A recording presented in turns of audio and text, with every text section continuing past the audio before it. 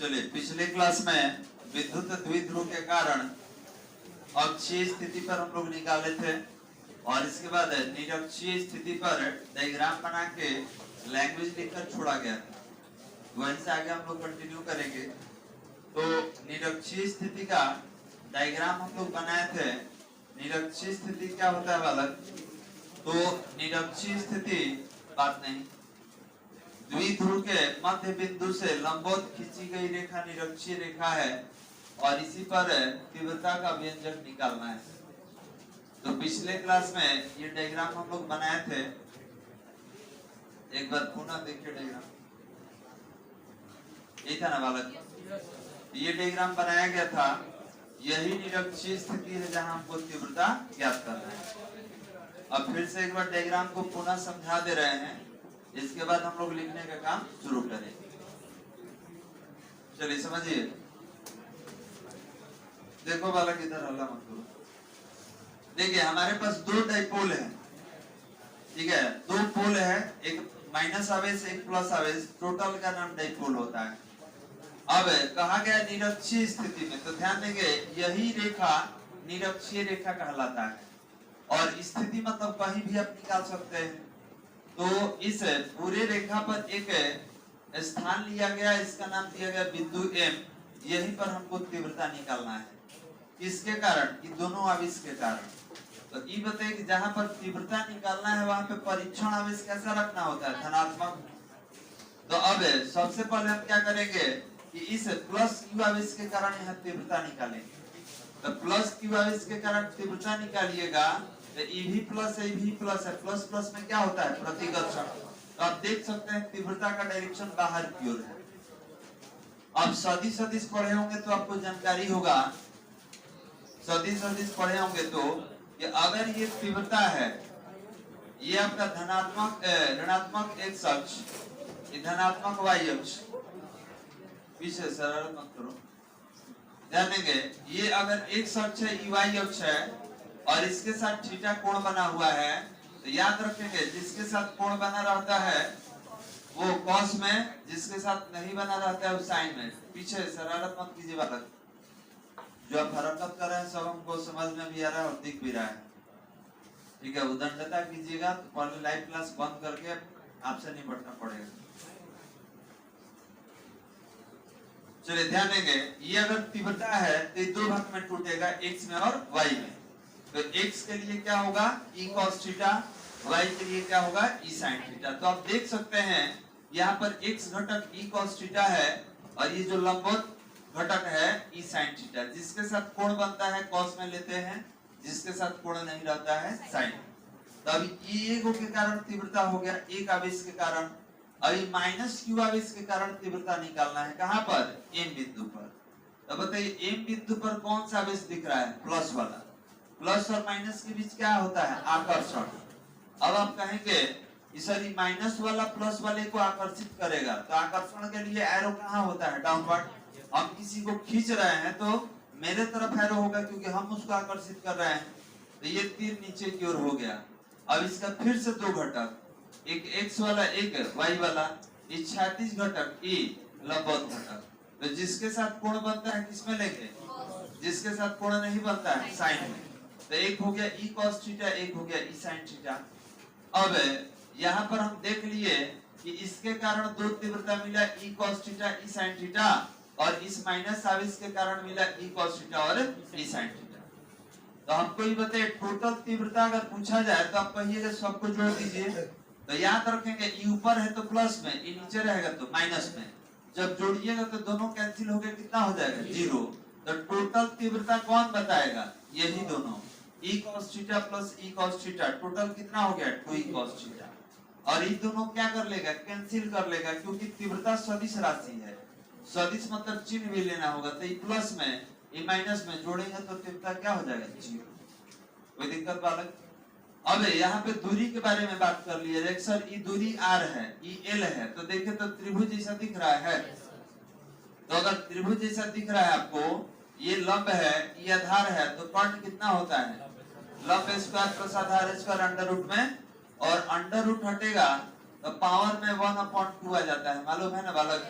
Under root हटेगा तो power exponent 1/2 हो जाएगा। तो अब अगर ई त्रिभुज है तो बगल वाला भी तो त्रिभुज है, तो इसका भी किनारा कितना होगा, r² प्लस l² का पावर 1/2।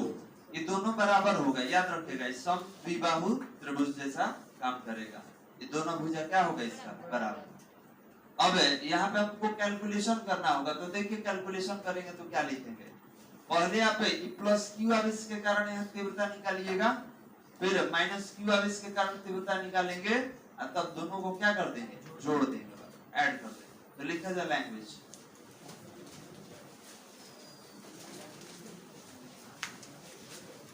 चलिए तो डायग्राम बना के डायग्राम को एक्सप्लेन कर लिए थे ना हम लोग, आगे कंटिन्यू करेंगे, जहां तक हुआ तो वहां से आगे कंटिन्यू करेंगे। लिखा जाए, लिखेंगे प्लस क्यू आवेश के कारण, आप पैराग्राफ चेंज करके लिखा जाए, प्लस क्यू आवेश के कारण, प्लस क्यू आवेश के कारण तीव्रता, प्लस क्यू आवेश के कारण तीव्रता। तो देखिए वाला, सबसे पहले हमको प्लस क्यू आवेश के कारण तीव्रता निकालना है। ये हो जाएगा E, और यहाँ पर प्लस क्यू, ये कितना होगा बालक, लाइट ऑन कर दो जी को ना। ये होगा 1/4 पाई एप्सिलॉन नॉट। आवेश कितना है, पॉजिटिव, और यहाँ पर r² होता है बालक, ध्यान देंगे। अगर डायग्राम देखिएगा तो यहाँ से यहाँ तक का दूरी देख लीजिए, यही है। अब इसका स्क्वायर हमको करना होगा, तो ये कितना होगा, r² प्लस l² का पावर 1/2। इतना तो पहले से था, और इसका स्क्वायर करेंगे तो हम 2 देंगे। अब यहाँ पर ये स्क्वायर जो है, ये नीचे वाले 2 से कट जाएगा, कैंसिल हो जाएगा। तो यहाँ पर विद्युत क्षेत्र का तीव्रता प्लस क्यू आवेश के कारण कितना मिला, 1/4 पाई एप्सिलॉन नॉट, और Q upon r² plus l²। इसको समीकरण नंबर कितना दिया जाए, 1 लिख लेंगे इसको। ये प्लस क्यू आवेश के कारण तीव्रता हम लोग केवल निकाले हैं।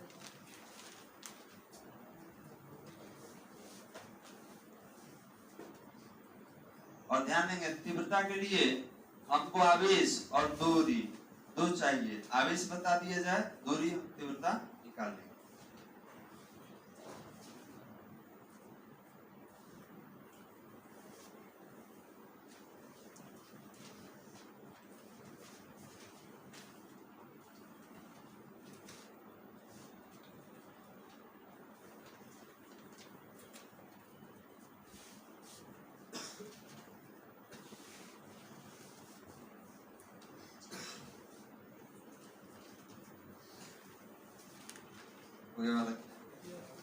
लिखा जाए इसके नीचे, समीकरण के नीचे लिखेंगे माइनस क्यू आवेश के कारण,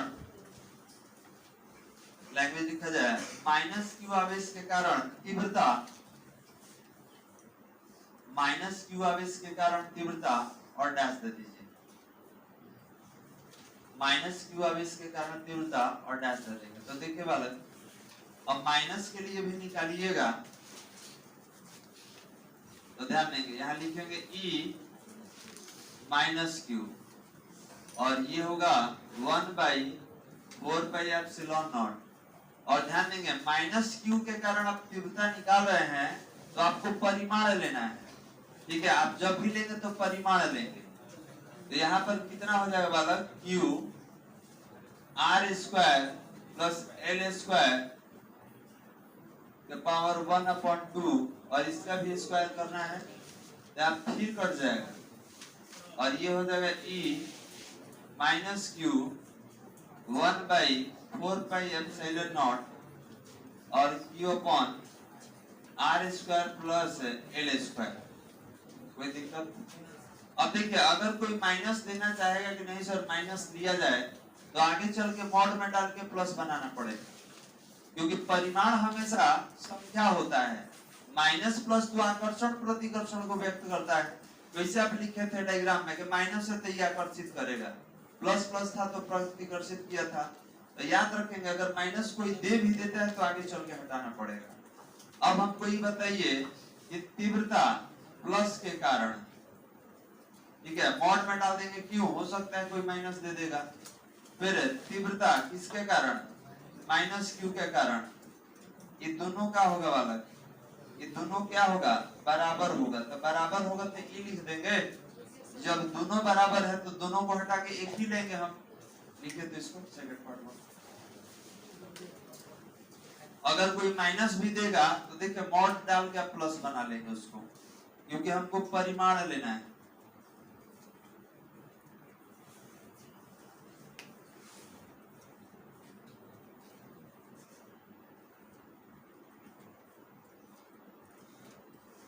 तो एक जो समीकरण आपने निकाला है, एक समीकरण प्लस क्यू आवेश के कारण है और दूसरा समीकरण माइनस क्यू आवेश के कारण है, क्योंकि डाइपोल में दो आवेश होता है, एक प्लस एक माइनस।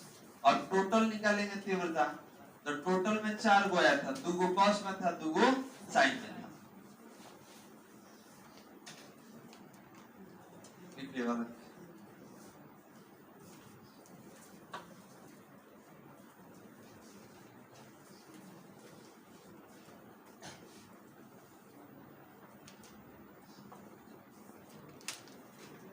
लिखा जाए,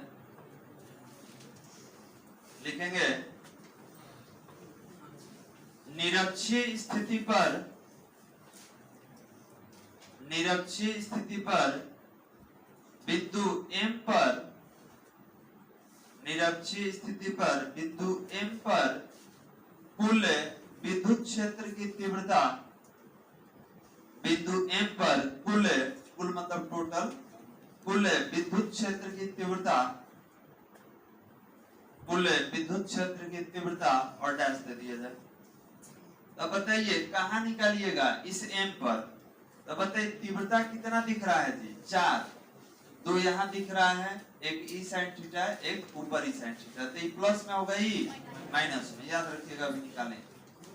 तो बताइए कि यहाँ पर कुल तीव्रता पूछ रहा है, टोटल, तो टोटल तीव्रता कितना होगा, E cos theta plus E cos theta plus E sine theta minus E sine theta. Minus क्यों लिखे हैं बालक, क्योंकि एगो नीचे था, याद रखिएगा, एगो नीचे था एगो ऊपर था, तो ये प्लस माइनस वाला कैंसिल हो जाएगा, तो यही बचेगा, तो ई हो गया और ये हो जाएगा 2e cos थीटा।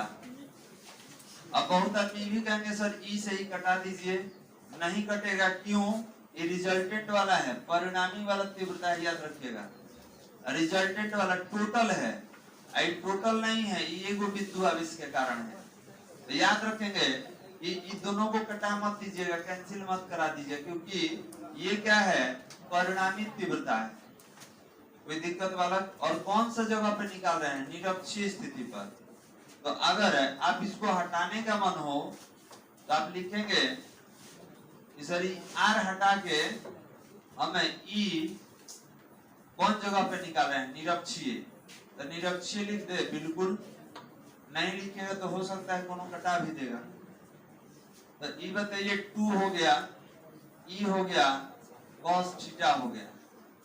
अब cos थीटा, ई का तो वैल्यू हम लोग जानते हैं 1/4 पे epsilon not q upon r square, E cos theta हटाना पड़ेगा, तो cos थीटा देखिए यहाँ लिख के हम छोड़ दे रहे हैं डायग्राम में, ये cos के लिए, तो डायग्राम में थीटा दिख रहा है, तो अब बताइए थीटा जब दिख रहा है तो हम लिख दिए cos थीटा, cos थीटा बराबर क्या होता है, आधार बटा कर्ण।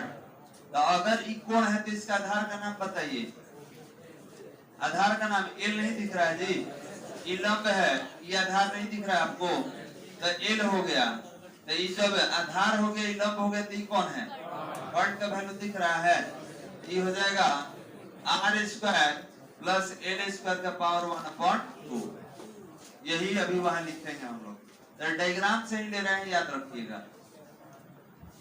यहाँ पर अगर डायग्राम में आते हैं तो आप बोलेंगे आधार बटा कर्ण होता है, आधार अभी दिखाई दे रहा था एल था, और कर्ण कितना था, R square plus L square का पावर 1/2, ये था ना बालक। अब लिख रहे हैं देखिए, ई निरक्षीय, अब देखिए बार बार निरक्षीय लिख रहे हैं, लेकिन अगर बात करें इंग्लिश मीडियम में या इंग्लिश में लिखना हो, इसको EQUI इक्विल लिखा जाता है, इक्वेटोरियल पोजीशन होता है, इंग्लिश लिखा था ना जी, इसको इक्वेटोरियल कहा जाता है। इस तरीके से भी हम लोग लिख सकते हैं, लेकिन चलिए निरक्षीय लेके चलेंगे। तो पहले आप 2 लिख दीजिए। ये बताइए ई क्या है? विद्युत क्षेत्र का तीव्रता, किसके कारण? तो विद्युत आवेश के कारण। तो बताइए तीव्रता का सूत्र होता है 1/4πε0 आवेश बटा में दूरी का वर्ग। ये बताइए यहाँ से यहाँ तक का दूरी यही है और इसी का वर्ग करने वाले हैं हम लोग, इसका वर्ग किया जाए तो r² प्लस l² का पावर 1/2 पहले से है, अब वर्ग कीजिएगा तो 2 से गुना हो गया। अब इतना काम कर लिए कि किसके लिए लिखे ही टोटल ई के लिए, 2 आगे था ई के लिए, अभी cos थीटा बाकी है वाला। cos थीटा देखिए बगल में यहाँ दिख रहा होगा, तो cos थीटा के लिए कितना है l और नीचे कितना होगा r² प्लस l² का पावर 1/2। अब कुछ कैंसिल हो रहा है वाला इसमें, ध्यान देंगे इसमें 2 से 2 कैंसिल हो जाएगा और तो कुछ कैंसिल हो नहीं रहा है। अब ई दोनों को जोड़ देंगे तो इसका पावर कितना है 1, इसका पावर कितना है 1/2। चलिए तो मैथ पढ़े हैं ना आप, तो देखिए अगर जोड़ना हो r² प्लस l², इसका पावर 1 है, और r² प्लस l² इसका पावर 1/2, तो कैसे जोड़िएगा? तो जब आधार सेम रहता है तो पावर को जोड़ते हैं, तो r² प्लस l² का पावर ये हो जाएगा 1 + 1/2, इसको r² प्लस l² का पावर ये 3/2 लिख सकते हैं। तो अब डायरेक्ट इसके बाद हम लोग यही वाला लिखेंगे तो समझ में आ जाएगा ना कि जोड़ में लिखे हैं। चलिए बेहतर। तो आते हैं अपने पीछे वाले डाटा पर, और यहाँ पर देखा जाए, यहाँ पर कैंसिल होने के बाद क्या क्या बचा, ये हो जाएगा ई कौन से जगह के लिए निरक्षीय, ई निरक्षीय इक्वल टू ये हो जाएगा 1/4πε0, और ध्यान देंगे ऊपर है 2QL, इसको Q × 2L लिख सकते हैं, लिखने में कोई दिक्कत?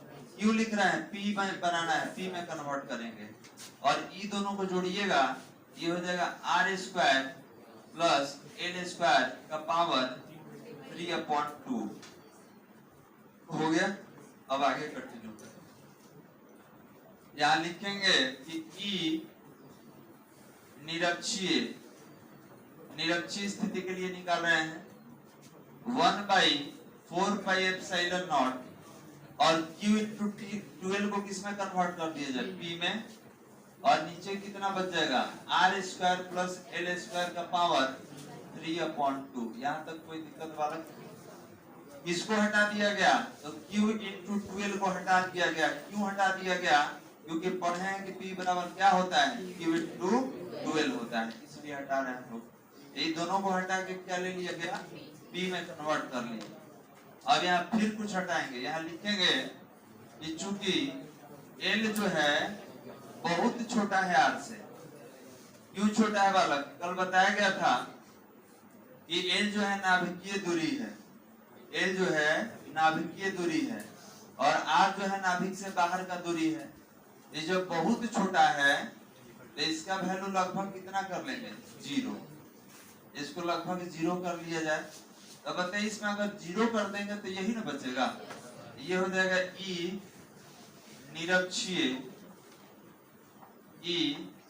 निरक्षीय बराबर कितना 1/4πε0, और P बताया जाए l² 0 हो जाएगा तो ये बचेगा r² का पावर 3/2, तो 2 से 2 कैंसिल हो जाएगा जी।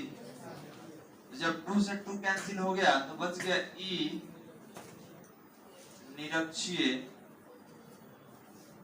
बराबर 1/4πε0 और P/r। अब अक्षीय निरक्षीय में क्या अंतर है? तो अक्षीय वाला कल निकाले थे, आया था 2p/r और निरक्षीय में 2 नहीं है। तो मालूम चल गया ना कि अक्षीय पे दुगना तीव्रता होता है, निरक्षीय की तुलना में दुगना होगा, उसमें 2 आता है। अब याद रखेंगे ई भी सदिश होता है और ई भी सदिश होता है। समीकरण नंबर कितना दे दिया जाए? 3। चलिए वाला कहाँ से लिखना होगा जी? ये वाला हो गया था ना यहाँ तक। चलिए लैंग्वेज लिखेंगे, लैंग्वेज बोले हैं, चलिए लिखे तो आंसर।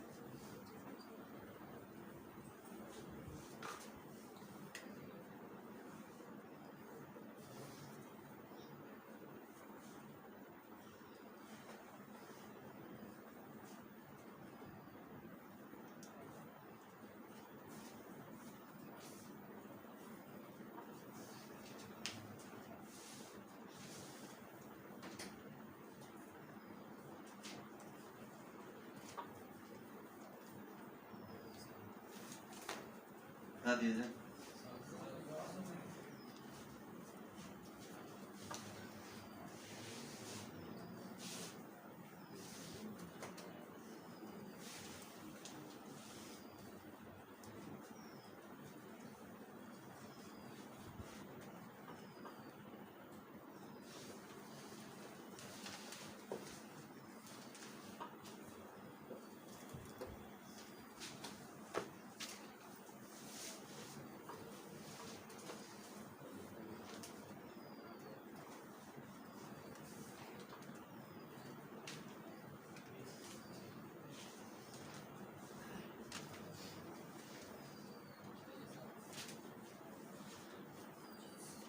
हो गया वाला?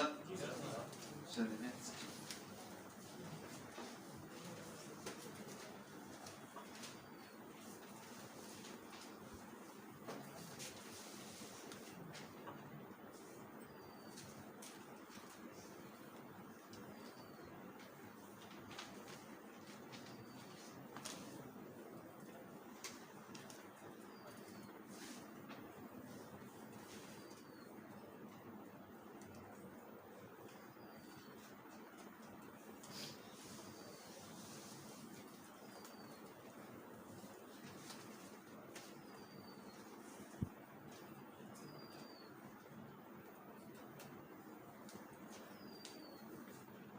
ये लॉन्ग क्वेश्चन है आपके एग्जाम के लिए। निरक्षीय स्थिति में इसके पीछे पर पढ़े थे अक्षीय स्थिति।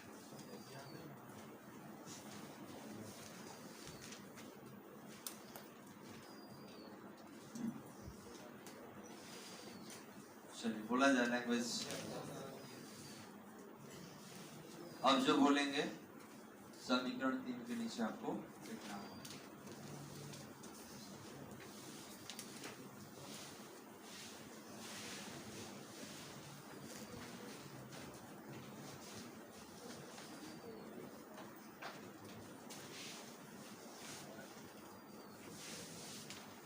लिखा जाए समीकरण 3, लैंग्वेज लिखेंगे। समीकरण 3 समीकरण 3 विद्युत द्विध्रुव के कारण, समीकरण 3 विद्युत द्विध्रुव के कारण, विद्युत द्विध्रुव के कारण निरक्षीय स्थिति पर, विद्युत द्विध्रुव के कारण निरक्षीय स्थिति पर, निरक्षीय स्थिति पर विद्युत क्षेत्र की तीव्रता का, निरक्षीय स्थिति पर विद्युत क्षेत्र की तीव्रता का, विद्युत क्षेत्र की तीव्रता का आवश्यक व्यंजक है, विद्युत क्षेत्र की तीव्रता का आवश्यक व्यंजक है, विद्युत क्षेत्र की तीव्रता का आवश्यक व्यंजक है। हो गया वाला, नोट करके लिखा जाए। नोट नंबर 1, नोट नंबर 1, ये बताइए बालक, यहाँ पर अगर पूछा जाए कि विद्युत क्षेत्र का तीव्रता का दिशा बताइए, डायरेक्शन, तो डायरेक्शन कहाँ बताइएगा? तो ध्यान देंगे, डायरेक्शन पीछे ना दिख रहा है जी, डायरेक्शन पीछे दिख रहा है। क्यों? ये तो दोनों कैंसिल कर लिया, तो टोटल आप यही बताएंगे सर ये दोनों को जोड़ दिया जाए, यही तीव्रता बता रहा है। तो बताइए कि डाइपोल के दिशा में है कि विपरीत दिशा में है? विपरीत, क्योंकि डाइपोल का देखिए डायरेक्शन होता है माइनस से प्लस, डाइपोल का डायरेक्शन होगा इधर माइनस से प्लस, और तीव्रता का दिशा कहाँ है? पीछे। तो याद रखेंगे निरक्षीय स्थिति में जो तीव्रता का डायरेक्शन होता है डाइपोल का उल्टा होता है, विपरीत होता है। तो डाइपोल आगे है और तीव्रता का दिशा कहाँ मिल रहा है? पीछे। तो लिखेंगे नोट नंबर 1 में विद्युत द्विध्रुव के, विद्युत द्विध्रुव के कारण, विद्युत द्विध्रुव के कारण निरक्षीय स्थिति पर, विद्युत द्विध्रुव के कारण निरक्षीय स्थिति पर, निरक्षीय स्थिति पर विद्युत क्षेत्र की तीव्रता की दिशा, निरक्षीय स्थिति पर विद्युत क्षेत्र की तीव्रता की दिशा, विद्युत क्षेत्र की तीव्रता की दिशा, तीव्रता की दिशा विद्युत द्विध्रुव आघूर्ण, विद्युत क्षेत्र की तीव्रता की दिशा विद्युत द्विध्रुव आघूर्ण, विद्युत द्विध्रुव आघूर्ण ब्रैकेट में वेक्टर P, ब्रैकेट में वेक्टर P के दिशा के, ब्रैकेट में वेक्टर P के दिशा के विपरीत होता है, वेक्टर P के दिशा के विपरीत होता है, विपरीत होता है। विपरीत समझ में आ रहा है? डाइपोल का डायरेक्शन माइनस से प्लस मतलब आगे होगा और तीव्रता का दिशा कहाँ है? पीछे। कोण कितना बनेगा जी विपरीत में? 180। नोट नंबर 2, नोट नंबर 2 लेंगे, लिखा जाए विद्युत द्विध्रुव, नोट नंबर 2 में विद्युत द्विध्रुव के कारण, विद्युत द्विध्रुव के कारण, विद्युत द्विध्रुव के कारण निरक्षीय, निरक्षीय रेखा पर स्थित, निरक्षीय रेखा पर स्थित किसी बिंदु पर, निरक्षीय रेखा पर स्थित किसी बिंदु पर, किसी बिंदु पर E तथा P के बीच, E तथा P के बीच, E तथा P के बीच 180 डिग्री का कोण, E तथा P के बीच 180 डिग्री का कोण, 180 डिग्री का कोण होता है, 180 डिग्री का कोण होता है। जहां पर विपरीत आ गया याद रखेंगे वहां कोण कितना होगा? 180। कारण क्या है बालक? तो कारण यह है डाइपोल का डायरेक्शन होता है माइनस से प्लस और तीव्रता का दिशा इधर है, यहाँ पर एंगल कितना बना 180 डिग्री। तो कौन केस है, अक्षीय की निरक्षीय? निरक्षीय। अक्षीय में 0 डिग्री होता है, कारण ये अक्षीय वाले केस में बालक ये इधर ही अक्षीय स्थिति होता है और डाइपोल का भी डायरेक्शन इधर ही है। जब दोनों सेम डायरेक्शन में तो थीटा कितना हो जाएगा 0। तो अक्षीय में 0, निरक्षीय में 180 हो गया बालक। चलिए नोट नंबर 3, नोट नंबर 3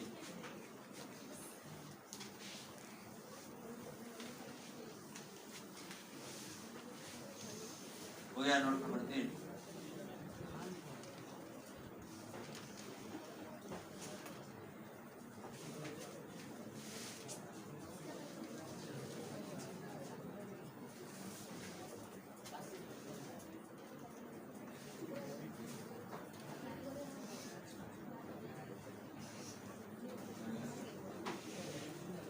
देखा जाए, बात नहीं।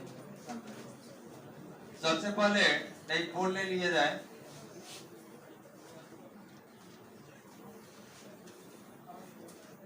और इस डाइपोल में ये माइनस क्यू आवेश प्लस क्यू आवेश। अब यहाँ पर एक पोजीशन ले लिए निरक्षीय वाला और एक पोजीशन ले लिया अक्षीय वाला। ये मूल बिंदु होता है, ये दूरी L, ये भी दूरी L, टोटल दूरी 2L। इसको लेंथ ऑफ डाइपोल, द्विध्रुव की लंबाई कहा जाता है। तो ये बताइए कौन सा जगह, अक्षीय की निरक्षीय? अक्षीय। तो यहाँ लिखेंगे सर इस जगह M है और ये अक्षीय स्थिति है। अगर बात किया जाए कि अक्षीय स्थिति में तीव्रता बताइए तो 1/4πε0 Qp/r3। तीव्रता 0 हो जाता है जी, अभी 0 जैसा सुनाई दिया, ठीक है। अब यहाँ पर तीव्रता निकालना है वाला इस जगह पर, इसका भी नाम M लिए थे, तो आप बोलिएगा अभी निकाले हैं इसका तीव्रता, इसका नाम है निरक्षीय और ये तीव्रता है 1/4πε0 और P/r3। अब दोनों में अंतर दिख रहा है बालक। अंतर ये है कि अक्षीय पर तीव्रता जो है ऊपर वाले का दुगना है। अब इसको प्रूव करना है, पहले आप डायग्राम बना लीजिए, इसके बाद प्रूव करेंगे। नोट नंबर 3 में डायग्राम बनाया जाए। नोट नंबर 3 में डायग्राम बनाइए शांति से।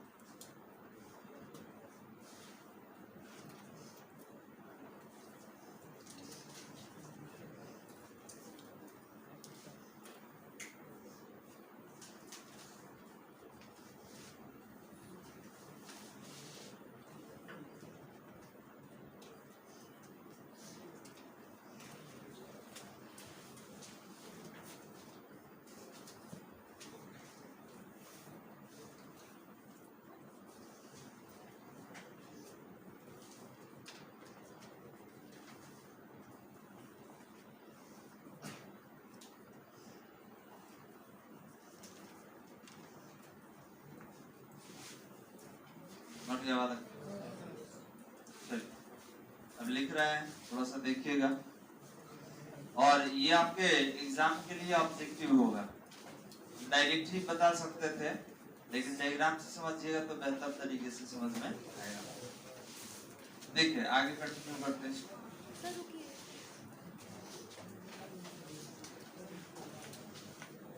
देखिए जी इधर रुकने का समय नहीं है, ये ना डायग्राम बनाए हैं। चलिए देखिए तो इधर लिया गया है अक्षीय और नीचे निरक्षीय। अब अक्षीय के लिए तीव्रता कितना है 1/4πε0 2p/r³ और निरक्षीय के लिए कितना है 1/4πε0 p/r³। तो 1 2 3 4 4 स्टेप है। यहाँ पे देखिए ये 1 2 तो दिख रहा होगा, 3 4 उल्टा होता है, आपको मालूम होगा। तो 4πε0 r³/p 4πε0 से 4πε0 कैंसिल, r³ से r³ कैंसिल, p से p कैंसिल। ऊपर कितना बचा 2, नीचे 1। तो अक्षीय बटा निरक्षीय कितना हुआ 2:1। तिरछा तिरछे गुना करा दीजिए भाई, क्रॉस मल्टीप्लिकेशन। तो ये कितना हुआ ई अक्षीय बराबर कितना 2 गुने ई निरक्षीय। इसका मतलब कि अक्षीय का जो तीव्रता होता है ये निरक्षीय का कितना होता है 2 गुना होता है। लिख लिया कंप्लीट। हाँ इसी के नीचे नोट चेंज नहीं करेंगे, इसी नोट में ये लिखना है। अभी जो आप डायग्राम बनाए थे उसके नीचे।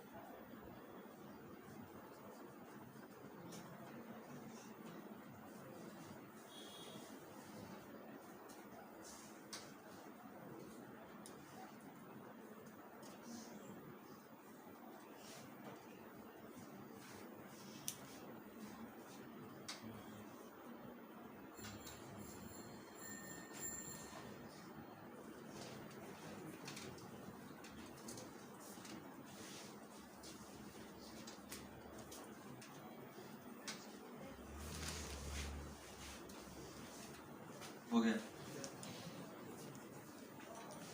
एक लाइन लिखना होगा।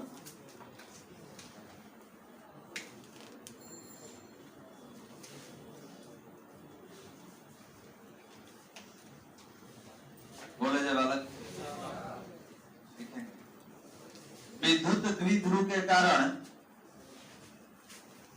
लैंग्वेज लिखा जाए विद्युत द्विध्रुव के कारण,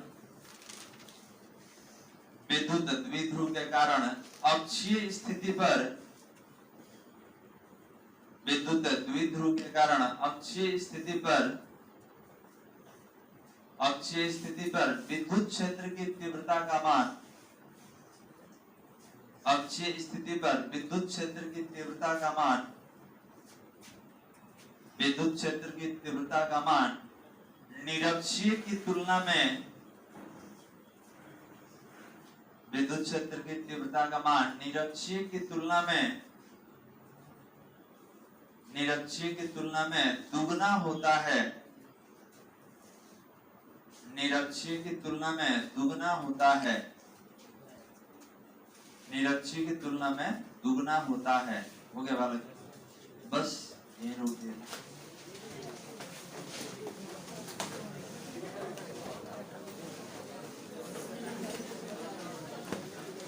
शांति से बैठिए, अल्लाह